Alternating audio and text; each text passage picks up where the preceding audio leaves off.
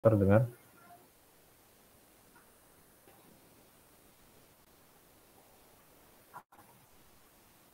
Halo.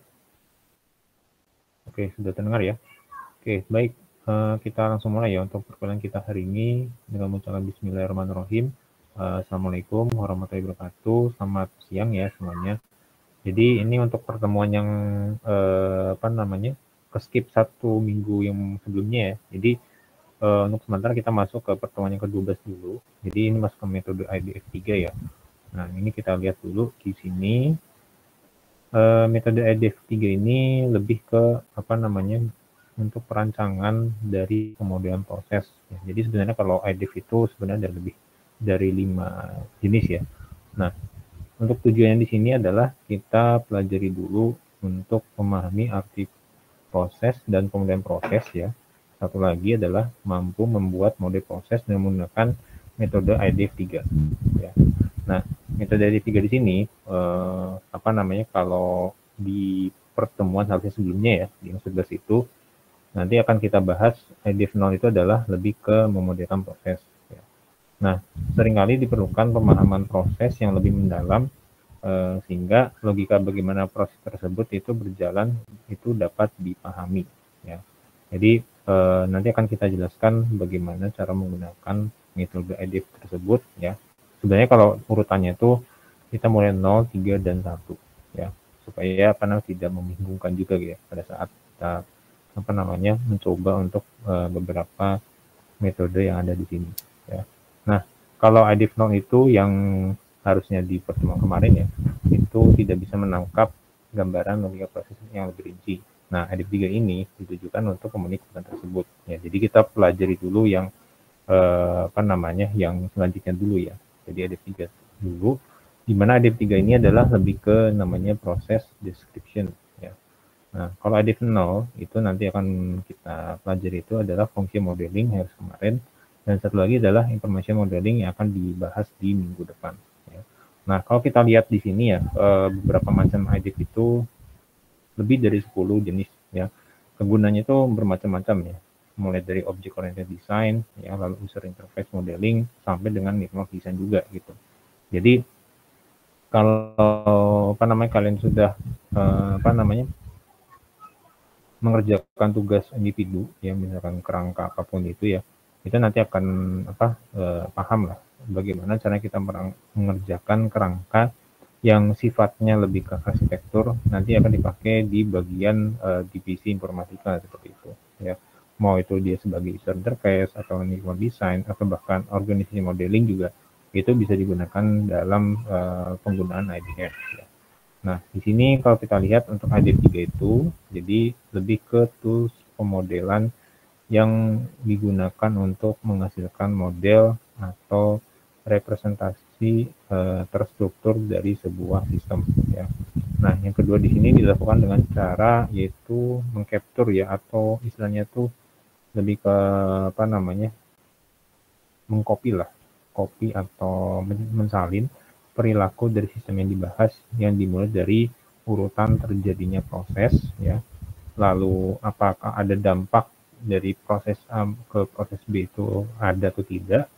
Yang ketiga adalah bagaimana decision atau keputusan itu diambil. Nah, artinya adalah IDF ini menghasilkan deskripsi proses dalam sistem secara terstruktur sehingga dapat menjadi knowledge base untuk mengkonstruksi model analitis.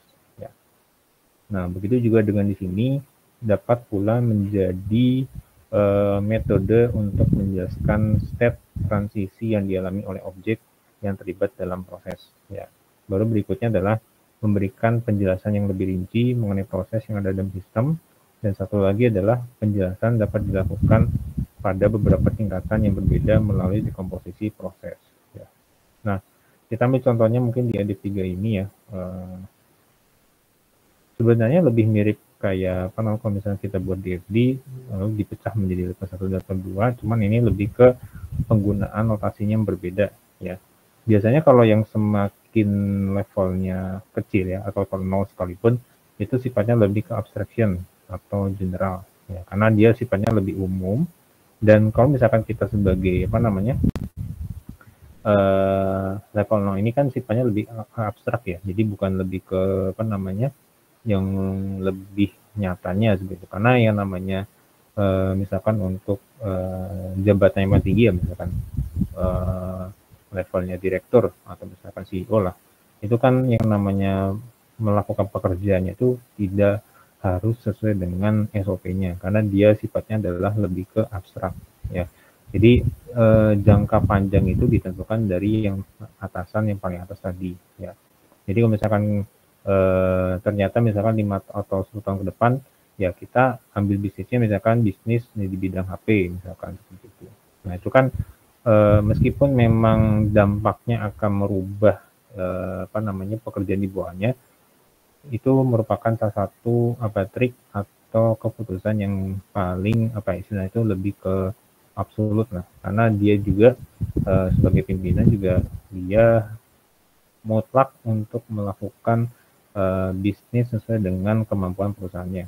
Ya, jadi kalau misalkan apa namanya 10 tahun ke depannya kita produksi HP, ya udah kita produksi HP gitu. Nah, beda lagi pada saat tahun ke-11 ya. Jadi misalkan ternyata kita harus memproduksi tablet misalkan ya, mau nggak mau kita harus memproduksi tablet juga. Tentunya sesuai dengan kemampuan perusahaan tadi. Ya, tidak hanya sekedar uangnya, tapi juga SDM yang tersedia gitu. Nah, itu juga sama dengan apa namanya sifat dari kalau kita membuat secara dekomposisi di AD3 ya.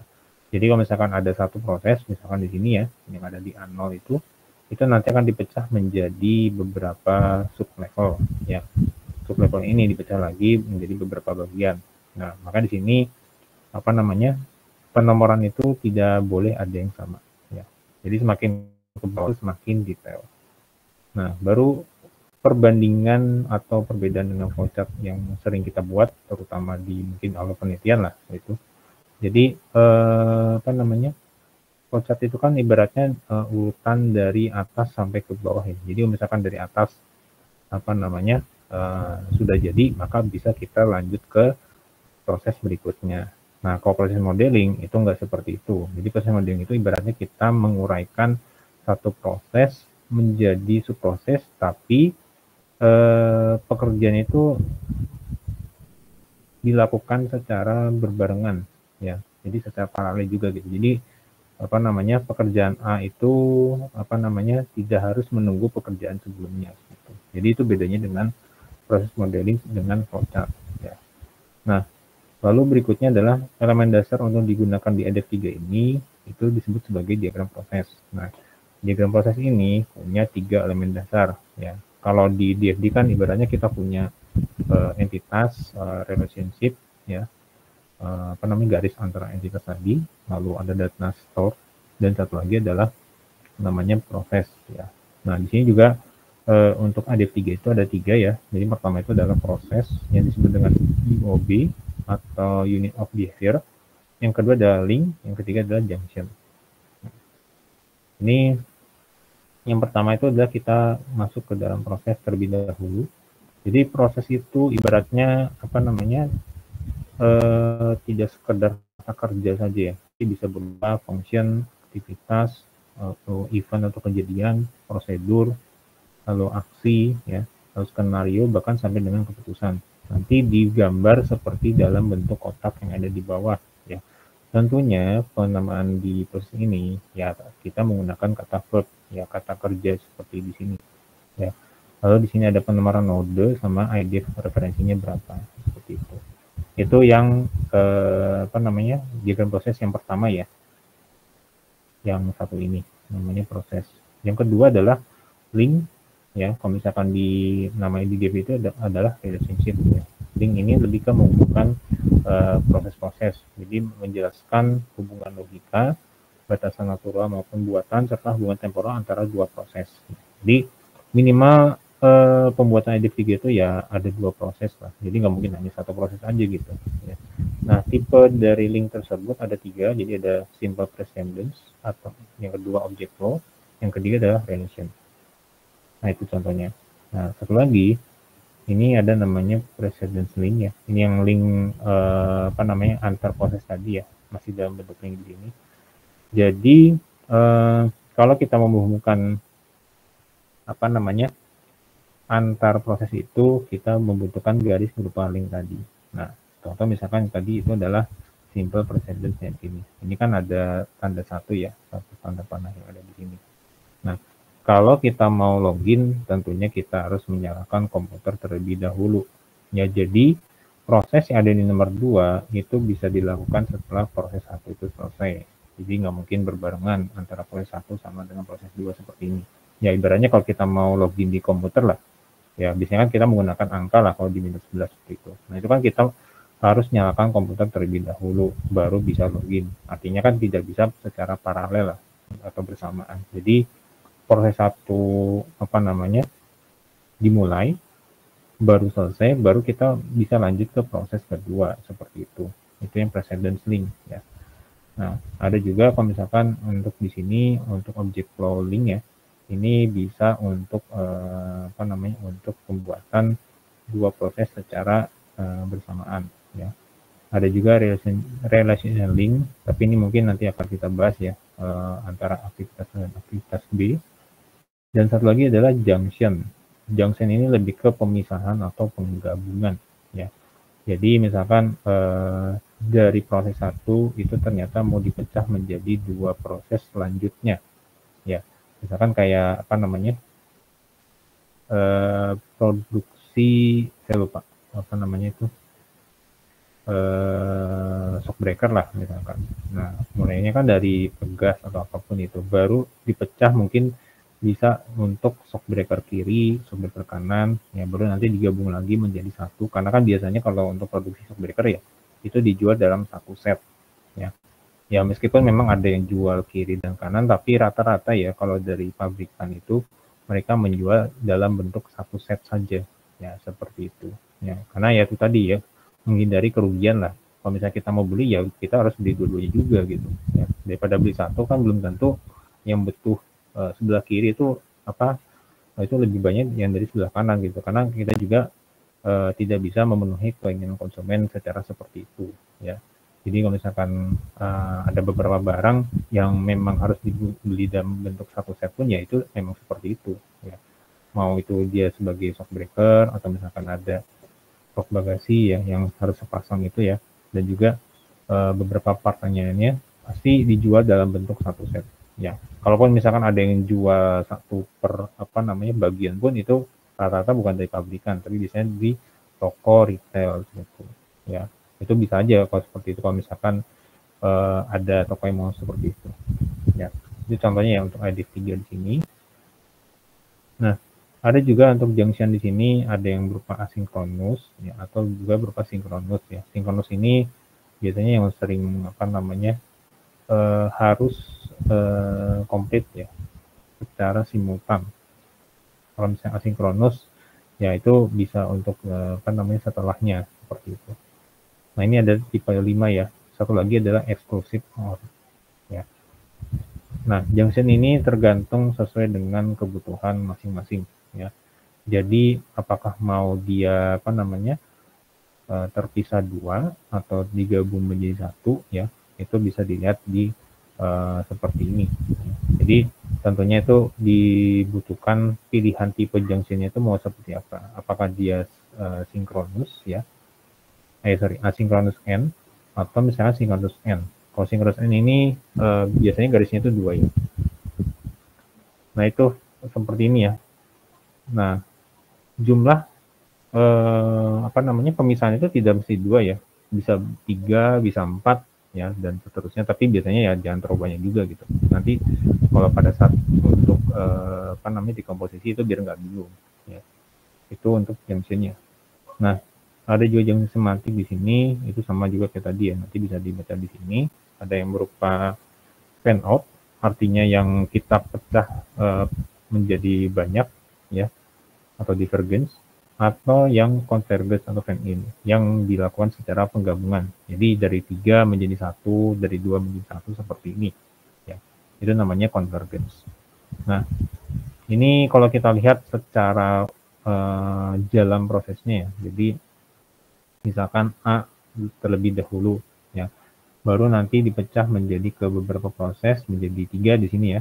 Ini secara asinkronus N, jadi ada B, C, dan D. Nah, kita lihat di sini B, C, dan D itu ada yang paralel, ada yang enggak juga. Gitu. Jadi misalkan, oh ternyata harus save dulu gitu. Baru bisa berparalel dengan B mungkin beberapa menit kemudian seperti itu. Nah, setelah C dan D itu bisa juga langsung masuk ke D. Ya. Dan itu bisa dilakukan setelah B dan C itu selesai. Ya.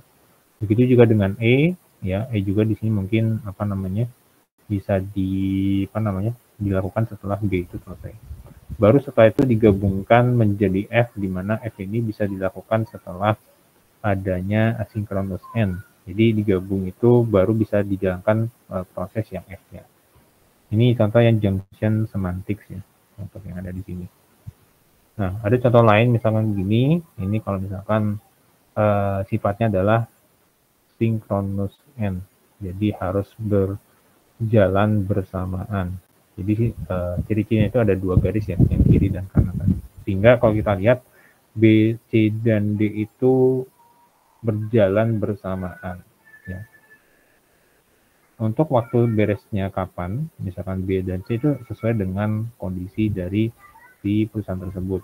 Ya, misalkan ternyata B itu bisa beres duluan, baru setelah itu dikerjakan yang E. Nah, E ini juga masih sama paralel dengan C dan D. Sehingga setelah E, C, dan D itu selesai, baru digabungkan synchronous end lagi, nanti dijalankan lagi di proses F seperti itu. Ya, ya ibaratnya kalau misalkan proses itu bisa jalan setelah adanya namanya di sini yaitu fase in atau convergence. Ya, itu yang bisa diberikan contoh seperti ini kalau misalnya contohnya ada paralel. Ya. Nah ini kalau contoh yang lainnya misalkan ada or itu bisa salah satu ya, bisa mau tiga-tiganya, mau bisa salah satunya itu nggak masalah gitu. Ya. Itu yang disebut sebagai asynchronous or. Kalau misalkan synchronous or ya berarti ya salah satunya juga harus berbarengan juga seperti itu. Ya. Ini contohnya seperti itu. Nah, nanti akan dijelaskan itu namanya proses elaboration.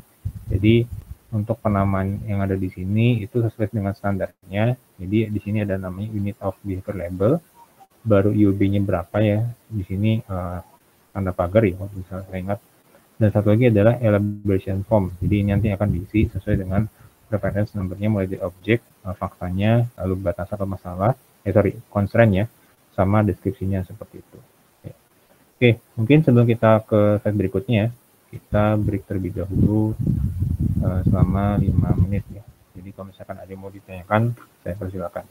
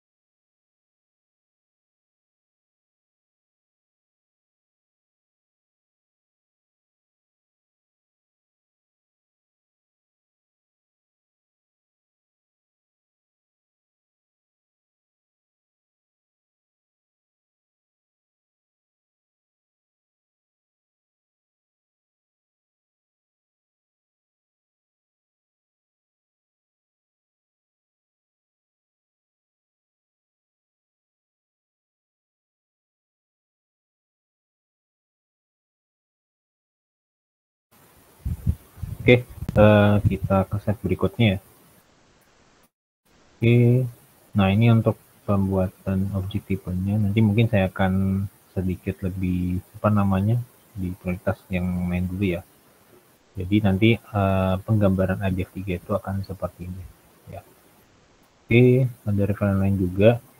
Referen itu lebih ke untuk meningkatkan pemahaman, memberikan tambahan arti, dan menyederhanakan gambar baik pada skema proses ataupun objek. Ya. Jadi nanti akan digunakan itu seperti ini. Oke, mungkin kalau saya akan kasih contoh ya.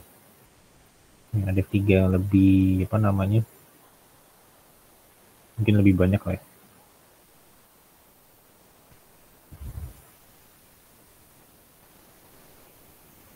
Nah, ini akan seperti ini ya untuk untuk EDF3.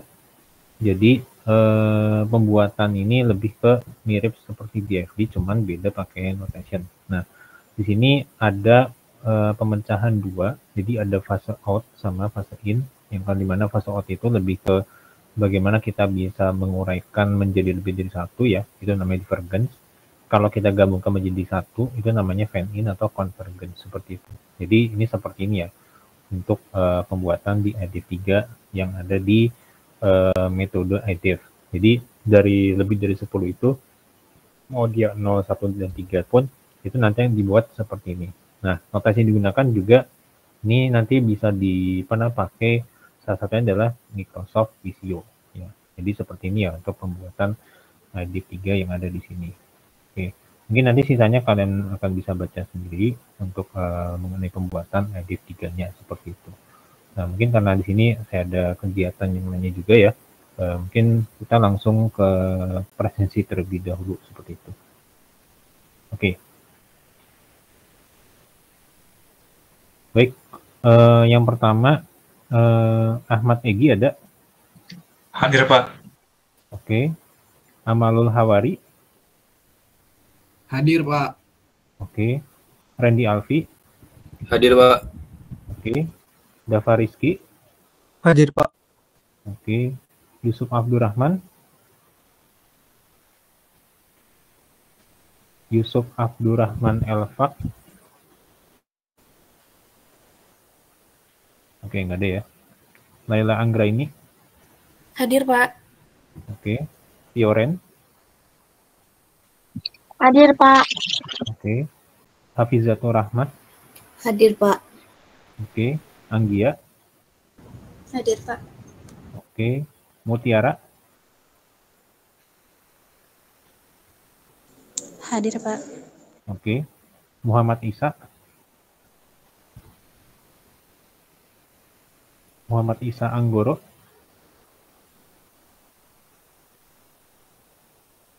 Oke, nggak ada ya. Muhammad Raken? Muhammad Raken Firdaus? Oke, nggak ada juga ya. Fadilah? Hadir, Pak. Oke. Arif Akbar? Hadir, Pak. Oke. Agra Armando? Hadir, Pak. Oke. Diah Ayu? Diah Ayu Ningtyas? Oke, nggak ada ya. Anindya Anissa? Oke. Rizky Farel? Hadir, Pak. Oke. Kelvin Jonathan? Hadir, Pak. Oke. Dina Ninda? Hadir, Pak. Oke. Esther Anggi? Esther Anggi Kristiani? Oke, nggak ada ya. Olivia? Hadir, Pak. Oke. Melati? Hadir, Pak. Oke. Vanessa? Hadir, Pak. Oke. Elma Kitriani? Elma Kitriani? Oke, nggak ada ya. Messi Susila? Maisy Susila Gayatri. Oke, nggak ada juga. Vicky Maulana. Hadir, Pak. Oke, ada yang belum ya? Siapa nih? Oh ya, Muhammad Isa ada nggak? Sorry. Hadir, Pak. Oke, Muhammad Raken. Hadir, Pak. Oke, sorry, Elma. Nama Kitriani ada nggak? Halo. Elma Kitriani.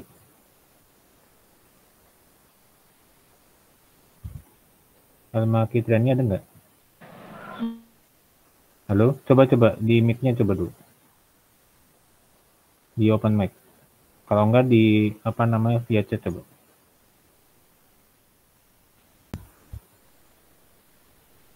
Oke, sambil ini dulu ya. Sorry. Apa buat ketua kelas ya? Mau Isa. Ada nggak Isa tadi? Sorry. Ada, Pak. Nanti gini aja. Itu kan tugas besar kan sudah rilis ya dari kemarin. Nah, mungkin kamu kumpulin ini aja, list nama jurnalnya. Itu kan ada 6 kelompok ya. Itu nanti kamu kumpulin dari masing-masing kelompok. Nanti kirim saya namanya, list jurnalnya apa aja. Itu maksimal besok Jumat sebelum Jumatan ya.